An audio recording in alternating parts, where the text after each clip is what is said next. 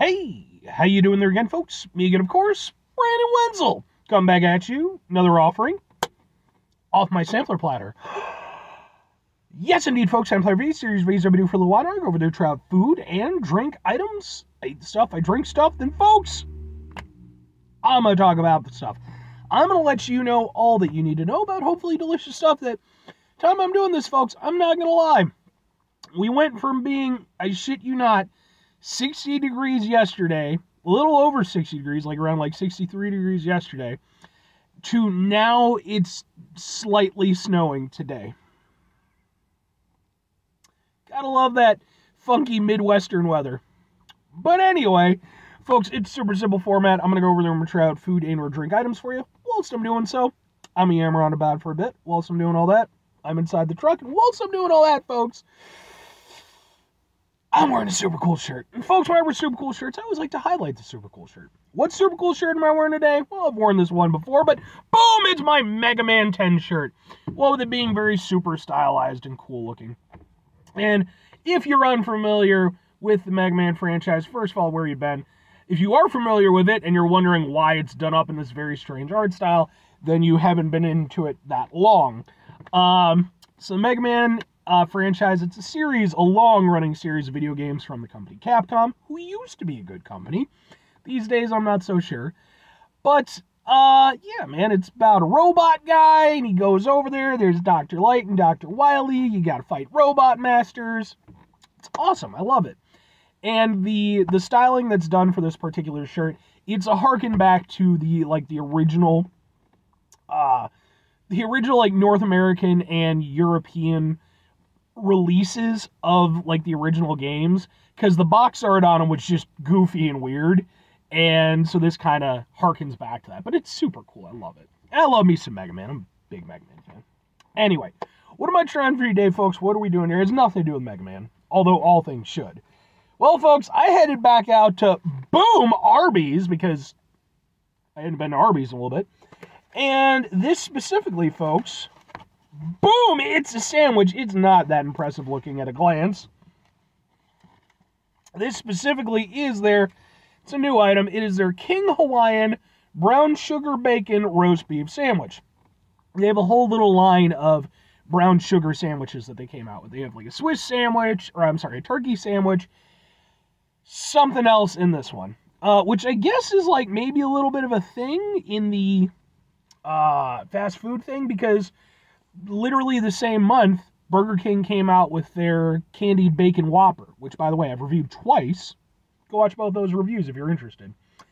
So it consists of brown sugar bacon, roast beef, big eye Swiss, leaf lettuce, tomato, mild creamy Dijon, and then it's on a King Hawaiian bun, which they make a big deal out of, for reasons.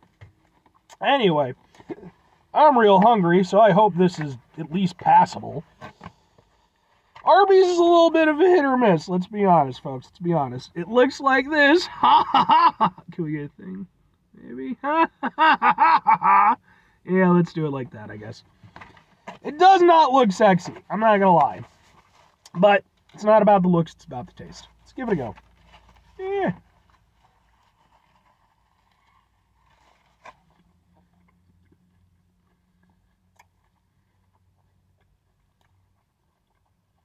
The Dijon is nice.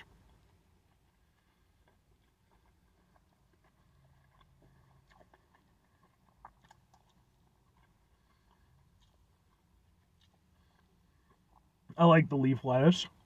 I'm a fan of lettuce. Alright.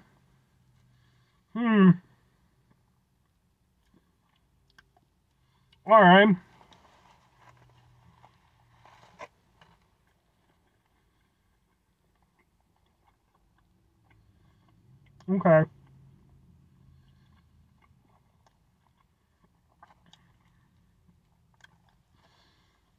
I don't know about this one.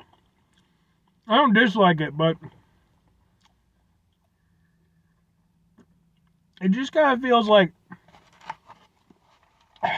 So, the problem I'm having with it is that, in theory, it sounds like a nice enough sandwich. And it is. It's, you know, it's not bad. But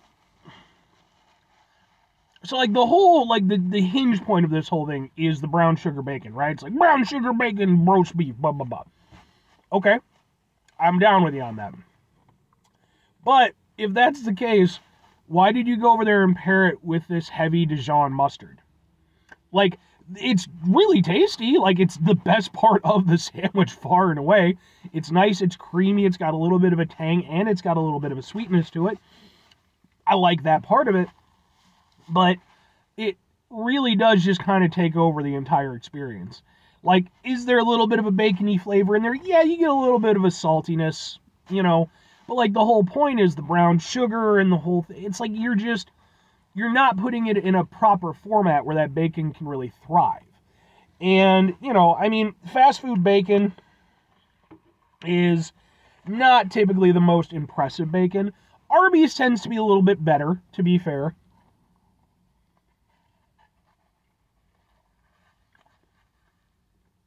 But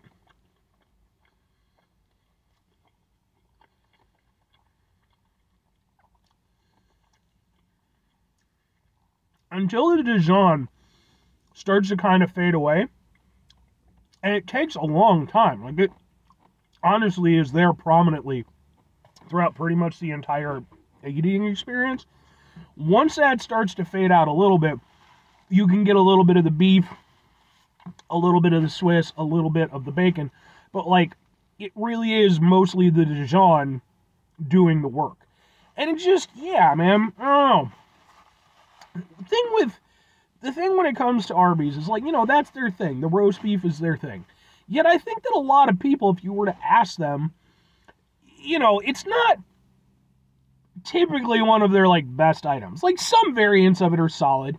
And, you know, you can get them somewhat cheap, you know, like 2 for $6, I think, these days. Yeah, but the problem, yeah, man, it's just, I don't know, the roast beef itself isn't, let's be honest, high enough quality to really be, like, a super substantial part of it. And then, again, the brown sugar bacon, which is supposed to be the highlight of this particular sandwich, it falls flat against the Dijon. Like, Arby's has some good sauces, and that, you can tell that they kind of use that to cover up for some of their more lackluster elements, I think. I mean, 2 questions have to be asked. Would I get it again? Would I recommend it? No, and honestly, probably not. It's not a bad sandwich. It's tasty enough, but it just feels very dead on arrival. You know, it's just, it should be this really nice thing, and the bacon, and the Dijon, but I think even if, you know, you dial back the Dijon a little bit, I just don't feel like it would really be that great of a, you know, I don't know, I just don't feel like it's that well structured. It's that, you know, doesn't come out to being a particularly special sandwich, and especially compared to, like, the candied bacon Whopper from Burger King, which, like, that prominently featured the candied bacon, plus it had a garlic aioli, but they managed to make that whole thing work. With this, yeah, it's not bad, but it's just, you know, it's very meh. And for that same reason, like, I wouldn't go out of my way to recommend it. Like, it's not bad, but, like, if you're expecting, you know, the highlight aspect, that brown sugar bacon, if you're expecting that to be a big player, it's just not. If you want a tasty enough Dijon sauce to go on a roast beef, you could just do that, honestly. Even, like, the tomato, like, it really just doesn't have, that Dijon sauce just really takes over the whole thing, and the rest of it just doesn't have the strength to hold up against it. It's not bad, but it's not bad because the Dijon sauce is good. Anyway, 5 things before I get out of here. Have yourself a great rest of your day, spectacular rest of the week, monumental rest of the month, stupendous rest of your folks. Go over there, have yourselves a, oh no, the Dijon is... And I'll be honest, even the Dijon kind of tastes like maybe they went over there and took their horsey sauce and just, like, tweaked it a little bit. I'm not saying that's what they did, but that's kind of what it tastes like a little bit. Have yourself a truly proper roast beef-tastic rest of your life. Because proper roast beef is amazing. And Arby's, you know. Sorry, I love you, Arbys. I do. I think you have some great stuff every now and again. But, final 2 things. Number 1, try to bring some positivity in the world. It's not always possible. It is, however, always appreciated. But what you do if you can't do all the time, I know I can't do all the time. Here's what you do, folks. Try not to be an asshole. Folks, not always the easiest thing in the world to not be an asshole. Trust me. I know it. I live it. I'm out there every day with you in it.